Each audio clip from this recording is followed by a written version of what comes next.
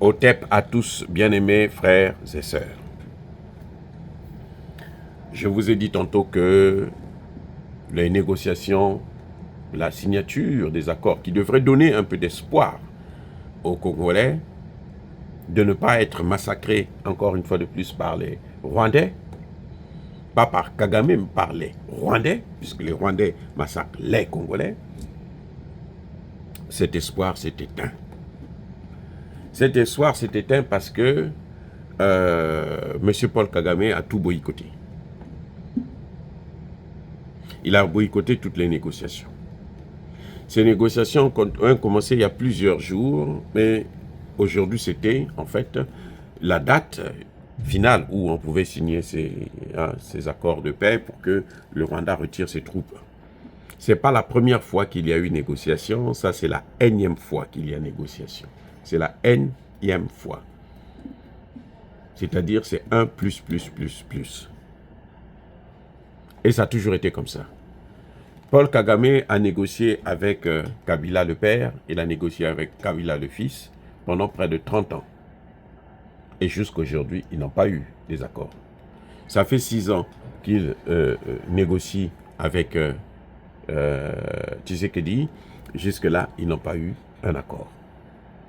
Les accords qui avaient été signés avec Kabila le père et Kabila le fils ont fait en sorte que Kagame puisse apporter, faire introduire, comment dirais, infiltrer encore plus et l'armée et l'administration congolaise.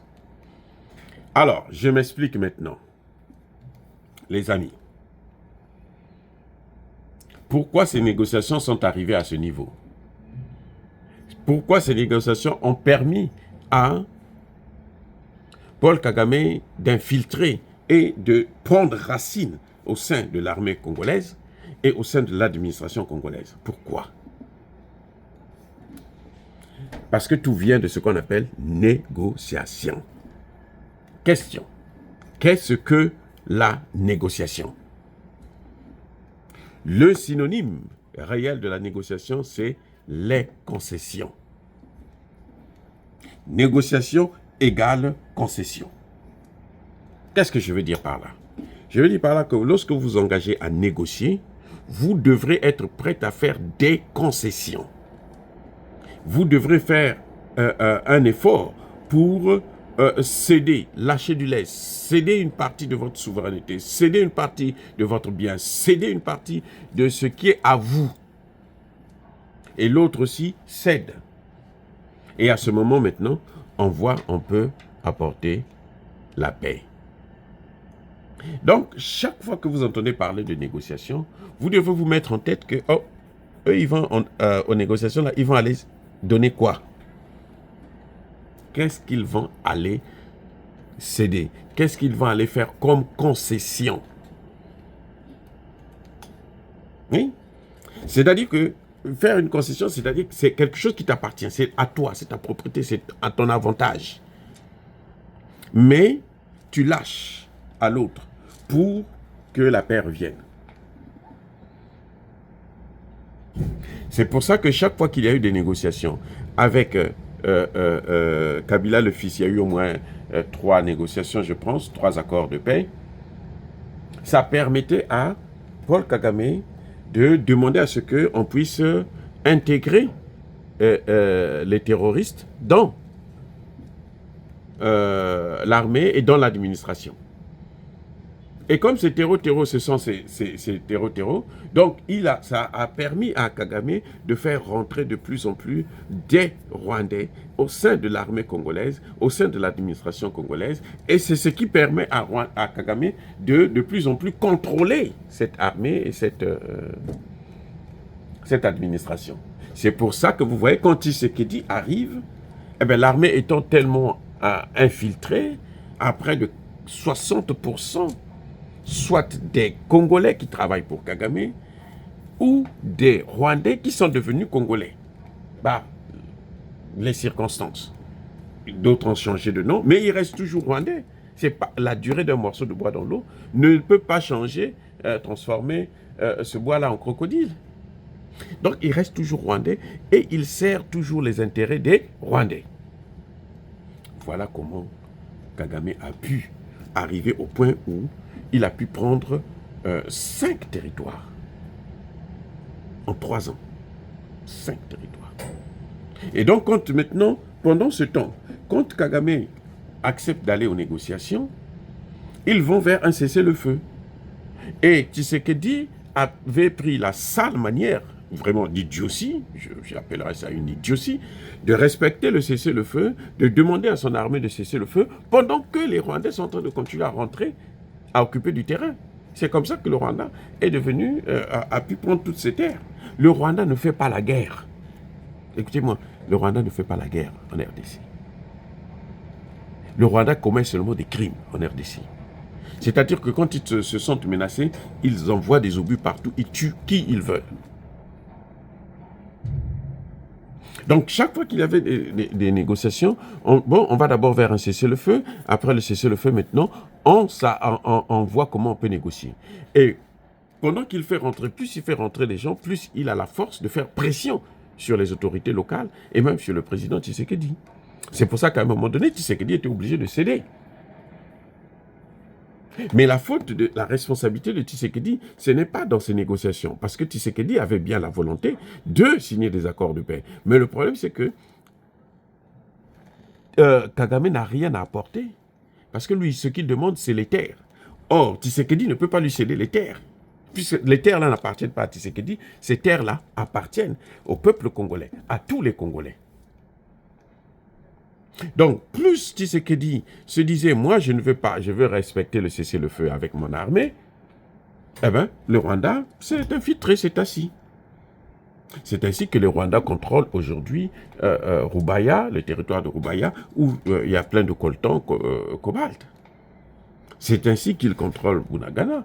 Et comme il a infiltré l'armée congolaise, ce qui se passe, c'est que certaines autorités, certains généraux congolais travaillent pour Tshisekedi.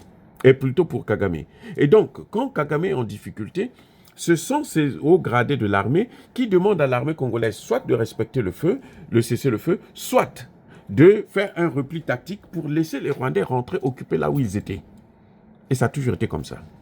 Jusqu'à ce que, la semaine dernière, ils ont voulu faire encore le coup. Eh bien, les militaires, les plus jeunes, là, ont dit stop avec ça. Nous n'allons plus accepter ça. Si vous voulez, vous repartez. Laissez-nous, on va les affronter. Et, vous voyez, Tshisekedi, jusque-là, nous, on n'a pas entendu que les généraux qui avaient demandé ça, qui avaient pris cette décision, ont été radiés de la... Parce que c'est une auto-trahison. Puisque quand les jeunes ont refusé d'obtempérer, ce qui s'est passé, c'est qu'on a vu des véhicules de l'armée rwandaise, une quinzaine bourrés des militaires qui venaient en renfort, qui rentraient justement là où, qui venaient pour occuper là où les militaires congolais étaient censés partir. Et cette fois-ci, ils ont tous été massacrés. Vous voyez comment ce qui se passe exactement? C'est ça le problème. Donc Kagame compte sur ça. C'est pour ça, et Kagame ne peut pas accepter un cessez-le-feu parce qu'on est en train de massacrer ces gens. Il veut à tout prix il va maintenant mettre toute sa machine en œuvre. Tous les Congolais qui travaillent pour lui, tous les Rwandais qui sont au sein de l'armée et de l'administration congolaise sont mis en marche. Ben, on a appuyé sur le bouton pour qu'ils puissent réagir. C'est maintenant à Tshisekedi de donner encore plus de moyens à l'armée congolaise parce que Kagame, quoi qu'il en soit, il n'a pas les moyens pour faire une guerre contre l'armée congolaise. Le Congo a les moyens parce que le Congo peut acheter des armes. Lui, il faut qu'on lui donne. C'est comme l'Ukraine. Et plus les Occidentaux vont lui donner, plus les Occidentaux vont faire de la RDC. Les Occidentaux le savent. Et ils le savent. Donc c'est à lui de prendre ses responsabilités pour demander à arrêter définitivement ces négociations et puis régler le problème par les moyens militaires, puisque c'est ça seulement le seul langage que Kagame peut entendre. Et vous savez, quelqu'un qui s'engage à mener la politique que Kagame est en train de mener là, va terminer aussi par ça. Qui tue à l'épée, meurt par l'épée. Kagame est en train de massacrer trop de Congolais.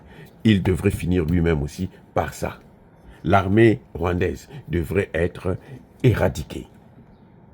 Et c'est ce qui est en train de se produire sur le sol congolais. Ils ne sortent. Vous avez vu l'armée congolaise, comment ils sont, rwandaise, comment elle est en train d'être chassée du Mozambique. Ils avaient été accueillis comme des héros, parce qu'à l'époque, ils avaient corrompu le pouvoir en place. Maintenant, la population s'est rendue compte que mais c'est la merde, c'est la peste. Il faut les combattre. Et ils sont en train de les combattre. La population les combat à main nue. Et au point où les militaires ont dit non, on ne peut pas laisser nos parents, nos frères et sœurs affronter cette armée. Nous allons rentrer dans le combat. Et ça devient maintenant de plus en plus compliqué. Et c'est ce qui doit se passer, c'est ce qui est en train de commencer à venir en RDC, puisque maintenant, depuis que les Wazalendo ont décidé de prendre cette chose en main et de les affronter, de plus en plus, les militaires sérieux sont en train de se dire on ne peut plus laisser seulement les Wazalendo affronter cette armée, nous allons les aider. Et de plus en plus, ils sont en train de faire leur boulot correctement, pas en détail, mais en gros, et ils ne laisseront rien. Les amis, soyez bénis, abondamment bénis par le Dieu des Kémites, par nos ancêtres angélisés, mais que tous ceux qui persécutent le continent africain, le pillent et le déstabilisent, qu'ils soient noirs, blancs, chinois, arabes, juifs, indiens, qui qu'ils soient punis, maudits, foudroyés, neutralisés, écrasés, effacés par le Dieu des Kémites, par nos ancêtres angélisés. Vive l'Afrique éternelle, j'ai dit et j'assume.